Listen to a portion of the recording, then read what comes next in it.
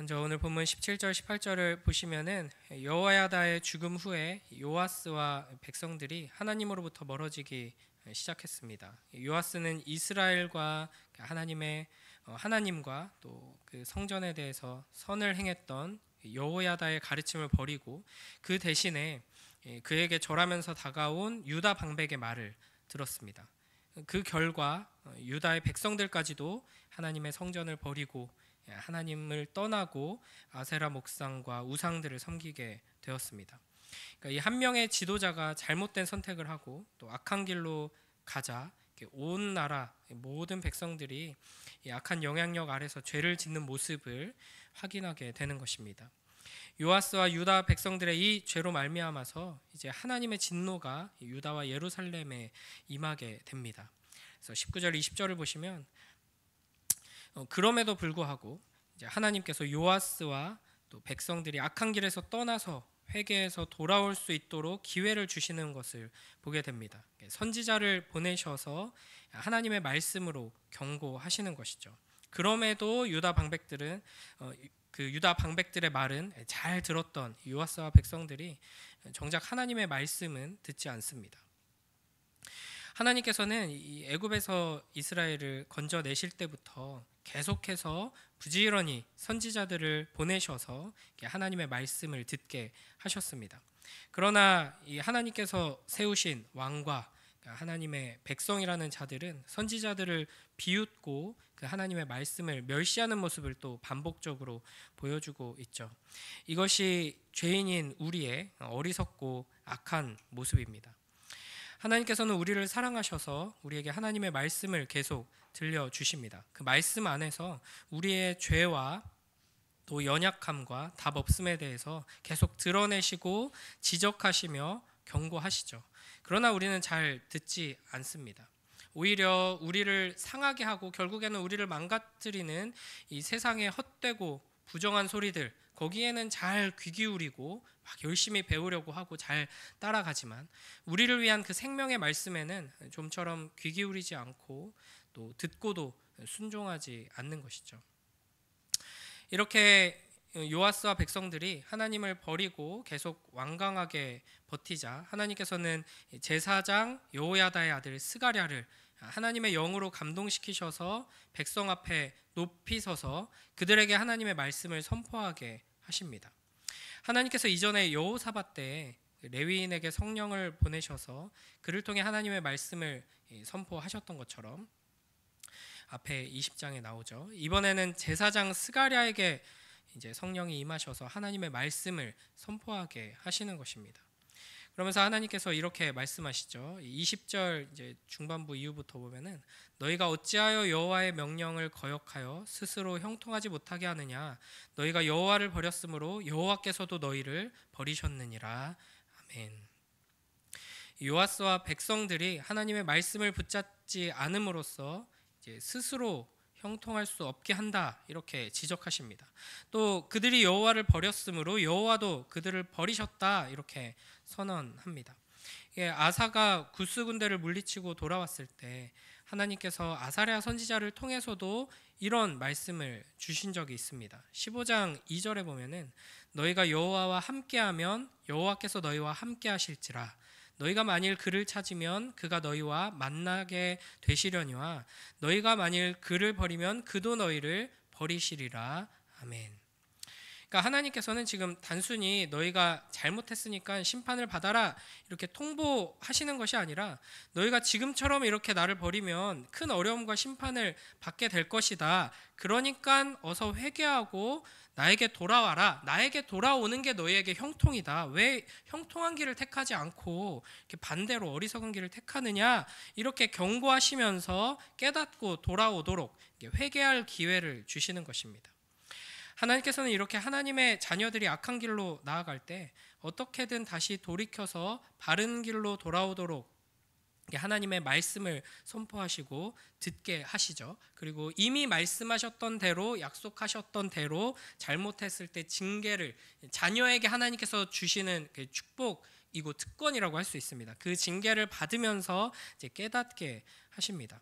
그렇기 때문에 우리에게 주시는 하나님의 말씀이 매우 중요합니다. 단순히 우리의 마음을 위로하고 기분을 좋게 하고 막 그런 말씀이 아니라 우리가 잘못된 길로 갈 때 우리를 징계하는 말씀으로 또 하나님께서 주시는 것이죠. 그러므로 이 말씀 앞에서 우리는 항상 우리 안에 가득한 죄에 대해 회개하면서 악한 길로 빠지지 않고 바르고 복된 길로 나아가도록 이 말씀의 능력을 붙들어야 하는 것입니다. 매일매일 우리에게 주시는 말씀에 귀 기울여서 하나님께서 우리에게 요구하시는 그 형통한 길로 또 회개하며 주님을 의지하는 그 복된 길로 나아가는 우리 모두가 되길 주님의 이름으로 축복합니다. 이어서 21절, 22절 보시면은 하나님께서는 이렇게 신실하게 계속해서 자녀들을 향하여서 말씀하시고 이제 돌아오라고 하심에도 불구하고 이 완악한 요아스와 백성들은 하나님께서 주시는 기회를 버리고 오히려 더 큰 죄를 계획하고 또 실행합니다. 스가랴를 통해 주시는 말씀을 듣고 이제 회개하지 않았을 뿐 아니라 이 왕과 모의하고 이 왕의 명령에, 악한 왕의 명령에 순종해서 제사장 스가랴를 성전 뜰 안에서 돌로 쳐 죽이는 장면을 우리가 보게 됩니다.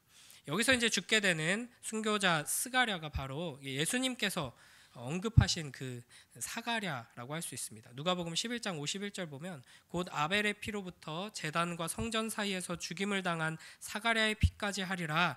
내가 너희에게 이르노니 과연 이 세대가 담당하리라. 이렇게 말씀하셨잖아요. 이때 이제 사가랴가 여기 제사장 스가랴입니다.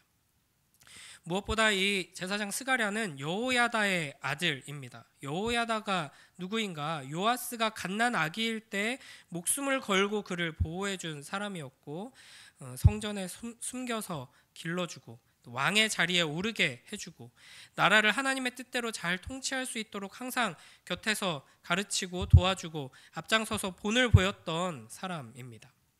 그러니까 요아스에게는 생명의 은인이자 아버지이자 선생님이자 가장 충실한 신하이면서 하나님의 대리인이었던 그분의 아들인 거죠.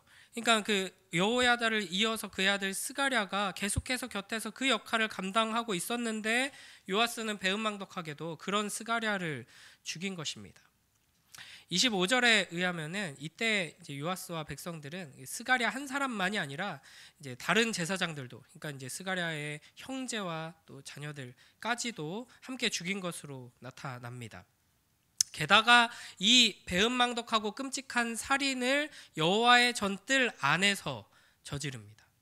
그러니까 여호야다가 아달랴와 그의 추종자들을 죽이라 명할 때 그들로 인해서 성전을 더럽히지 않기 위해서 성전 밖으로 데리고 나가게 한 것과 완전히 대조되는 모습이죠. 그러니까 지금 백성들이 하나님의 말씀을 얼마나 무시하고 있는지, 또 이 하나님께서 임재하시는 거룩한 성전에 대해서 얼마나 엉망으로 이렇게 대하고 있는지를 적나라하게 보여주는 장면입니다. 이에 스가랴는 자신의 억울한 죽음을 하나님께서 보시고 신원하여 주시길 구하면서 죽습니다. 그러니까 하나님을 버리고 자기 마음대로 살아가는 요아스와 하나님을 붙들고 하나님께 기도하며 죽어가는 스가랴가 또 극명하게 대조되고 있는 것이죠. 이어서 23절부터 26절을 보시면은 요아스와 백성의 불순종과 악행에 대한 하나님의 심판은 아람 군대의 습격으로 나타납니다. 스가랴가 죽고 한 해가 바뀔 때 아람의 하사엘이 예루살렘을 침략합니다.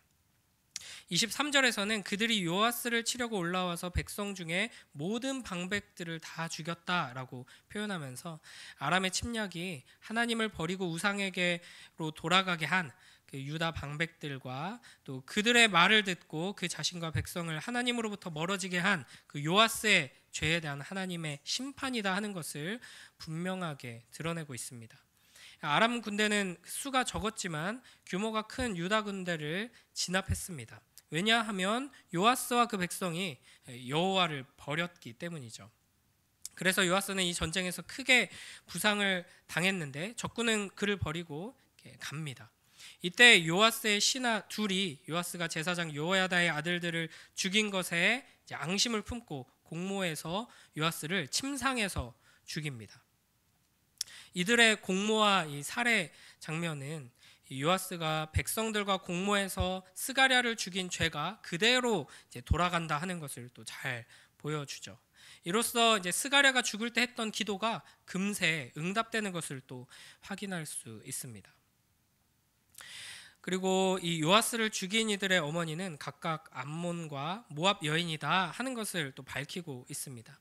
그러니까 이방인의 자식으로서 하나님께서 세우신 왕을 죽인 이것 또한 죄다 하는 것을 성경은 또 강조하고 있습니다. 하나님의 허락 없이 하나님께서 기름 부으신 왕을 죽이는 것은 하나님의 명령을 어기는 것이죠. 그래서 다윗이 그 사울을 죽인 아말렉 병사, 또 이스보셋을 죽인 이 레갑과 바하나에게 또 죽음으로 심판을 내린 것이 바로 이와 같은 말씀 때문이죠. 그러니까 사밧과 여호사밧은 분명히 요아스의 죄악에 대한 심판의 도구로 역할을 감당한 것으로 우리가 볼 수 있습니다. 그러나 그들이 행한 일은 또한 한편으로는 하나님의 심판을 피할 수 없는 분명히 죄악된 일이다 하는 것을 우리가 동시에 기억해야 합니다. 이게 참 딜레마죠. 그러니까 이 장면을 보면은 답이 없습니다. 죄악으로 계속 반복되고 그 죄악을 해결하는 이제 우리 편인 것처럼 보이는 하나님 편처럼 보이는 사람들이 선한 일을 하는 것처럼 보이지만 그 심판의 행위 또한 하나님께서 기뻐하지 않으시는 악한 일로서 하나님의 심판을 불러오는 것이죠. 그러니까 이런 장면을 보면서 우리가 참 어떻게 이렇게 인간이 죄악된가 답답한 마음이 든다면 우리 안에 또 하나님께서 주시는 선한 마음이 있기 때문인데 그걸 통해서 우리가 어떤 죄인인지를 하나님께서는 깨닫도록 이런 장면들을 적나라하게 기록해서 우리에게 들려주시는 것입니다. 여기서 우리는 하나님 나라를 위한 일이었다라고 하더라도 그 일을 이루는 방법이 하나님의 뜻에 어긋난다면 하나님께 칭찬받기는커녕 또 정상 참작이라도 되면 좋겠는데 오히려 무서운 심판을 면할 수 없다 하는 것을 항상 기억해야 합니다. 분명 명백하게 심각한 범죄의 원인이 된 악한 자들을 죽인 것임에도 불구하고 그 일 자체는 하나님의 심판으로서 도구로 쓰임 받았지만 너 잘못했어 하면서 본인도 심판을 받는 거거든요. 어떻게 해야 되냐? 다윗처럼 이제 말도 안 되는 인내로 하나님께서 심판하실 때까지 기다리는 수밖에 없는 것입니다.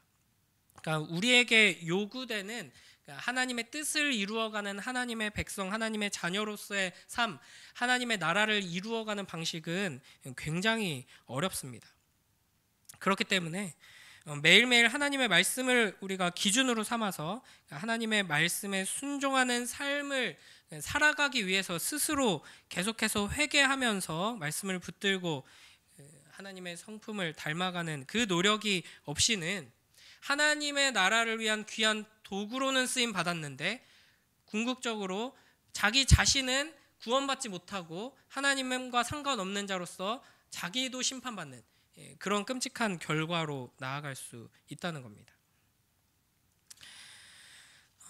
마지막 27절 보시면은 결국 이 악한 왕으로 평가받던 여호람 왕과 마찬가지로 이 요아스도 다윗성에 안치되나 이 열왕의 묘실에는 두지 않는 것을 우리가 보게 됩니다. 그리고 그의 아들 아마샤가 대신하여 왕이 되는 것이죠. 그러니까 인간 왕들은 계속해서 넘어지고 실패하고 불순종하고 반역하는 것을 우리는 이 이스라엘 역사의 기록을 통해서 확인하게 됩니다. 그러나 참된 왕이신 여호와 하나님께서는 하나님의 약속을 신실하게 지키시면서 하나님의 뜻을 이루어가고 계신다 하는 것을 또한 확인하게 되는 것이죠. 그러므로 우리는 하나님께서 우리에게 허락하신 이 하루하루의 삶의 이 작은 순종들과 동행하는 그 일상들을 통해서 이 위대하고 영광스러운 하나님 나라 역사에 동참하기를 소원하고 또 그렇게 하나님의 뜻을 이루어 나가도록 애써야 하는 것입니다. 오늘 이 본문을 통해서 우리가 기억해야 할 것은 이 요아스가 여호야다 곁에 있었을 때는 하나님의 말씀대로 바르게 순종하는 모습을 보여주었습니다. 그러다가 이제 여호야다가 죽고 곁에 없자 이 악한 자들에게 영향을 받아서 결국에는 이와 같은 비참한 최후를 맞이하게 되는 것을 확인하게 됩니다. 우리는 누군가 곁에서 우리에게 하나님의 말씀을 계속해서 들려주고 바른 길로 가도록 도와주는 사람이 없으면은 금세 넘어지는 연약한 신앙은 아닌지 스스로를 돌아봐야 합니다.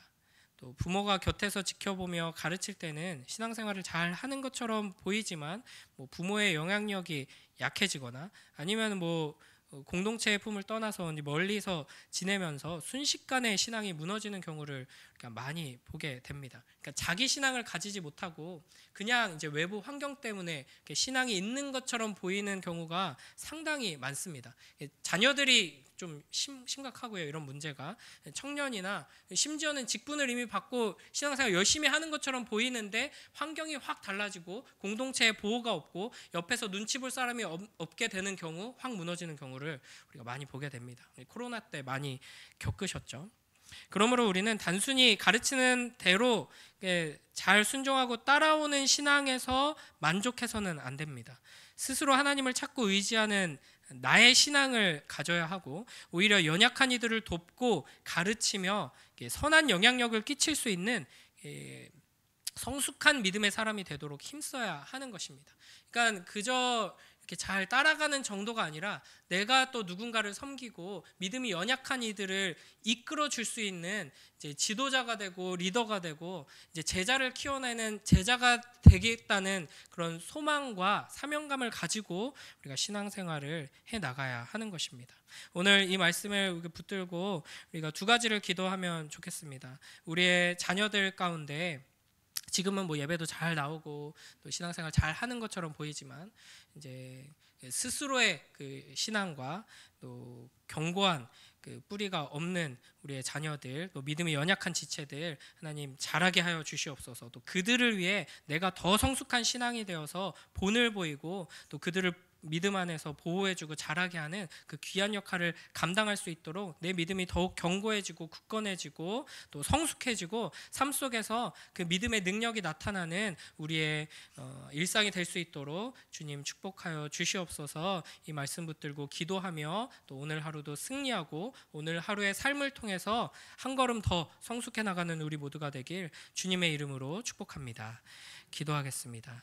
하나님 아버지 감사합니다. 우리를 사랑하셔서 이 새벽에도 하나님의 말씀을 듣게 하시고 또 이스라엘의 역사 속에서 드러난 우리의 끔찍한 죄악과 연약함과 완악함을 다시 한번 마주하게 하시니 감사합니다. 아버지 하나님, 우리 안에 여전히 남아있는 이 죄악된 습관들과 완악함들에도 불구하고 끝까지 신실하게 우리를 사랑하시며 은혜를 베푸시고 하나님의 말씀을 들려주심으로써 우리를 믿음으로 이끄시는 그 주님의 은혜와 사랑을 더욱 의지하게 하시고 그 말씀의 능력으로 우리가 믿음 안에서 더욱 성숙하여지고 자라나서 우리의 자녀들과 우리 연약한 믿음 가운데 있는 우리의 지체들을 우리가 더욱 사랑하고 섬기며 이 믿음의 길을 걸어갈 수 있도록 우리를 축복하여 주시고 우리를 사용하여 주시옵소서. 오늘 하루 우리에게 주어진 그 믿음의 걸음을 우리가 담대히 걸어가고 그 믿음의 걸음 가운데 승리하여서 우리가 하나님의 영광을 드러내게 하시고